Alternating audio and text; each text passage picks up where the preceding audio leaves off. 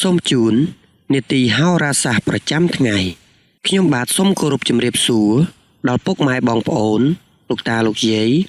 លោកស្រីអ្នកនាងកញ្ញាគ្រប់មជ្ឈដ្ឋានទាំងអស់និងសូមគោរពជំរាបសួរដល់បងប្អូនដែលរស់នៅឯនាយសមុទ្រដែលតែងតែនិយមតាមដានសន្តាប់និងទស្សនា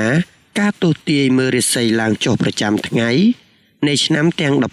12សម្រាប់ថ្ងៃពុធ1រោចខែចេឆ្នាំម្សាញ់សប្តស័កពុទ្ធសករាជ2569ត្រូវនឹងថ្ងៃទី11ខែមិថុនាឆ្នាំ2025ជាបន្តបន្ទាប់ទៅនេះសូមធ្វើការតាមដានទស្សនានិងសន្តាប់ការទស្សន៍ទាយឆ្នាំទាំង12តាមលំដាប់លំដោយដូចតទៅឆ្នាំជូតនាមសត្វកណ្ដុរធាតុទឹកពងទេវតាប្រុស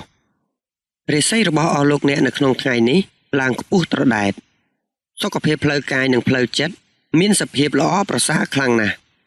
ដែលគ្របដណ្ដប់ទៅលើទង្វើរបស់លោកអ្នក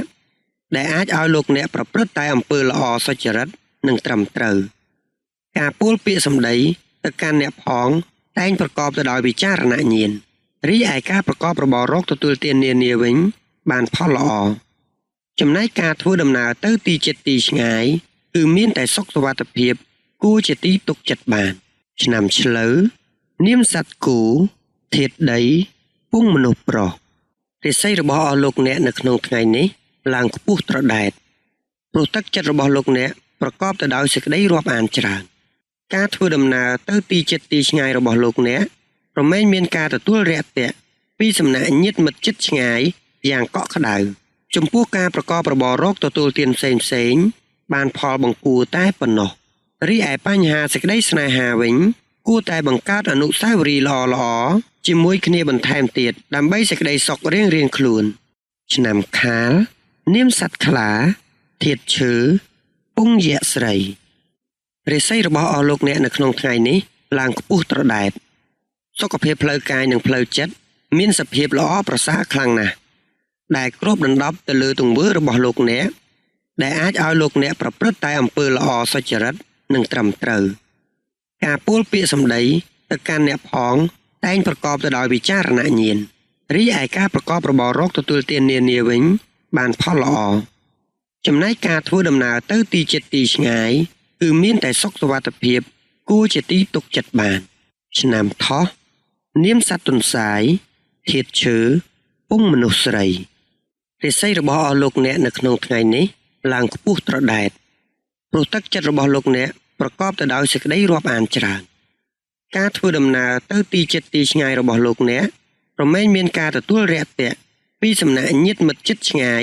យ៉ាងកក់ក្ដៅចំពោះការប្រកបរបររកទទួលទានផ្សេង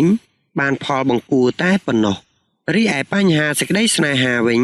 គួរតែបង្កើតអនុស្សាវរីយ៍ល្អៗជាមួយគ្នាបន្ថែមទៀតដើម្បីសេចក្តីសុខរៀងៗខ្លួនឆ្នាំរោងនាមសត្វនាគធាតុមាសពងទេវតាប្រុសរាសីរបស់អស់លោកអ្នកនៅក្នុងថ្ងៃនេះល្អជាមធ្យមរាល់ការបំពេញការងារផ្សេងនឹងទទួលបាននូវជ័យជំនះដែលឆ្លើយតបទៅនឹងការខិតខំប្រឹងប្រែងផ្ទាល់ខ្លួនរបស់អស់លោកអ្នកការធ្វើដំណើរទៅទីជិតទីឆ្ងាយរបស់អស់លោកអ្នករមែងមានការរាក់ទាក់ពីសំណាក់ញាតិជិតឆ្ងាយយ៉ាងមានភាពកក់ក្ដៅចំពោះការប្រកបរបររកទទួលទានផ្សេងបានផលបានផ្លែផ្កាបន្តិចបន្តួចតែប៉ុណ្ណោះរីឯបញ្ហាសេចក្តីស្នេហារបស់អស់លោកអ្នកវិញគួរតែបង្កើតអនុស្សាវរីយ៍ល្អៗជាមួយគ្នាបន្ថែមទៀតដើម្បីសេចក្តីសុខរៀងៗខ្លួនឆ្នាំម្សាញ់នាមសត្វពស់ធាតុភ្លើងពងមនុស្សប្រុសរាសីរបស់អស់លោកអ្នកនៅក្នុងថ្ងៃនេះស្រុតចុះលោកអ្នកច្រើនតែអត្តនោម័តចំពោះកិច្ចការងារទាំងឡាយដោយមិនខ្វល់ពីសម្ដីរបស់អ្នកដទៃឡើយទឹកចិត្តច្រើនដោយមានភាពមានះក្នុងការសម្រេចកិច្ចការរបស់ខ្លួនគួរតែមានព័ត៌មាននិងការពិចារណាឲ្យបានច្រើនមុននឹងឈានដល់ការសម្រេចចិត្តណាមួយរីឯបញ្ហាសេចក្តីស្នេហាវិញគូស្នេហ៍តម្រូវឲ្យបង្កើននៅការយកចិត្តទុកដាក់ចំពោះគ្នាទៅវិញទៅមកឲ្យបានច្រើនឆ្នាំមមីនាមសត្វសេះធាតុភ្លើងពងទេវតាស្រីរាសីរបស់អស់លោកអ្នកនៅក្នុងថ្ងៃនេះល្អជាមធ្យម ទឹកចិត្តតែងតែប្រែប្រួលទៅតាមស្ថានភាពនិងបរិយាកាសដែលបានផ្ដល់ឲ្យហេតុនេះត្រូវតែប្រឹងប្រែងទប់ចិត្តកុំបណ្តែតបណ្ដោយទៅតាមបរិយាកាសខ្លាំងពេកជាមួយគ្នានេះដែរក៏ត្រូវយកចិត្តទុកដាក់ផងដែរទៅលើការនិយាយស្ដីនិងសុខភាពដោយឡែកចំពោះមុខរបររកទទួលទានវិញបានផ្លែផ្កាបន្តិចបន្តួចរីឯបញ្ហាសេចក្តីស្នេហាវិញក៏មិនមានអ្វីប្រែប្រួលគួរឲ្យកត់សម្គាល់នោះទេឆ្នាំមមែនាមសត្វពពែធាតុមាសពងទេវតាស្រីរាសីរបស់អស់លោកអ្នកនៅក្នុងថ្ងៃនេះឡើងខ្ពស់ត្រដែតព្រោះទឹកចិត្តរបស់លោកអ្នកប្រកបទៅដោយសេចក្តីរាប់អានច្រើនការធ្វើដំណើរទៅទីជិតទីឆ្ងាយរបស់លោកអ្នករមែងមានការទទួលរាក់ទាក់ពីសំណាក់ញាតិមិត្តជិតឆ្ងាយយ៉ាងកក់ក្ដៅចំពោះការប្រកបរបររកទទួលទានផ្សេងបានផលបង្គួរតែប៉ុណ្ណោះរីឯបញ្ហាសេចក្តីស្នេហាវិញគួរតែបង្កើតអនុស្សាវរីយ៍ល្អៗជាមួយគ្នាបន្ថែមទៀតដើម្បីសេចក្តីសុខរៀងៗខ្លួនឆ្នាំវោកនាមសត្វស្វាធាតុដែកពងយៈប្រុសរាសីរបស់អស់លោកអ្នកនៅក្នុងថ្ងៃនេះល្អជាមធ្យមរាល់ការបំពេញការងារផ្សេងនឹងទទួលបាននូវជ័យជំនះដែលឆ្លើយតបទៅនឹងការខិតខំប្រឹងប្រែងផ្ទាល់ខ្លួនរបស់អស់លោកអ្នកការធ្វើដំណើរទៅទីជិតទីឆ្ងាយរបស់អស់លោកអ្នករមែងមានការរាក់ទាក់ពីសំណាក់ញាតិជិតឆ្ងាយយ៉ាងមានភាពកក់ក្ដៅចំពោះការប្រកបរបររកទទួលទានផ្សេងបានផលបានផ្លែផ្កាបន្តិចបន្តួចតែប៉ុណ្ណោះរីឯបញ្ហាសេចក្តីស្នេហារបស់អស់លោកអ្នកវិញគួរតែបង្កើតអនុស្សាវរីយ៍ល្អៗជាមួយគ្នាបន្ថែមទៀតដើម្បីសេចក្តីសុខរៀងៗខ្លួនឆ្នាំរកានាមសត្វមន់ធាតុដីពងយៈប្រុសរាសីរបស់អស់លោកអ្នកនៅក្នុងថ្ងៃនេះល្អជាមធ្យមទឹកចិត្តតែងតែប្រែប្រួលទៅតាមស្ថានភាពនិងបរិយាកាសដែលបានផ្ដល់ឲ្យហេតុនេះត្រូវតែប្រឹងប្រែងទប់ចិត្តកុំបណ្តែតបណ្ដោយទៅតាមបរិយាកាសខ្លាំងពេកជាមួយគ្នានេះដែរក៏ត្រូវយកចិត្តទុកដាក់ផងដែរទៅលើការនិយាយស្ដីនិងសុខភាពដោយឡែកចំពោះមុខរបររកទទួលទានវិញបានផ្លែផ្កាបន្តិចបន្តួចរីឯបញ្ហាសេចក្តីស្នេហាវិញក៏មិនមានអ្វីប្រែប្រួលគួរឲ្យកត់សម្គាល់នោះទេឆ្នាំចនាមសត្វឆ្កែធាតុដីពងយៈស្រីរាសីរបស់អស់លោកអ្នកនៅក្នុងថ្ងៃនេះល្អជាមធ្យមរាល់ការបំពេញការងារផ្សេងនឹងទទួលបាននូវជ័យជំនះដែលឆ្លើយតបទៅនឹងការខិតខំប្រឹងប្រែងផ្ទាល់ខ្លួនរបស់អស់លោកអ្នកការធ្វើដំណើរទៅទីជិតទីឆ្ងាយរបស់អស់លោកអ្នករមែងមានការរាក់ទាក់ពីសំណាក់ញាតិជិតឆ្ងាយយ៉ាងមានភាពកក់ក្ដៅចំពោះការប្រកបរបររកទទួលទានផ្សេងបានផលបានផ្លែផ្កាបន្តិចបន្តួចតែប៉ុណ្ណោះ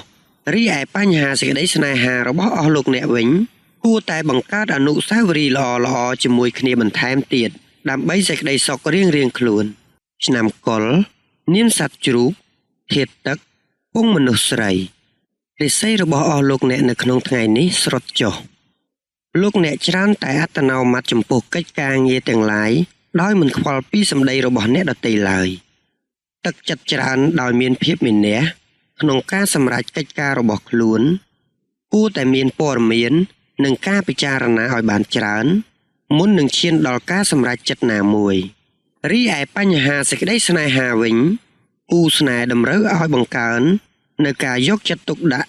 ចំពោះគ្នាទៅវិញទៅមកឲ្យបានច្រើននាទីហោរាសាស្ត្រប្រចាំថ្ងៃនៅពេលនេះក៏បានឈានមកដល់ទីបញ្ចប់ខ្ញុំបាទសូមថ្លែងអំណរអគុណដល់ពុកម៉ែបងប្អូនលោកតាលោកយាយលោកស្រីអ្នកនាងកញ្ញា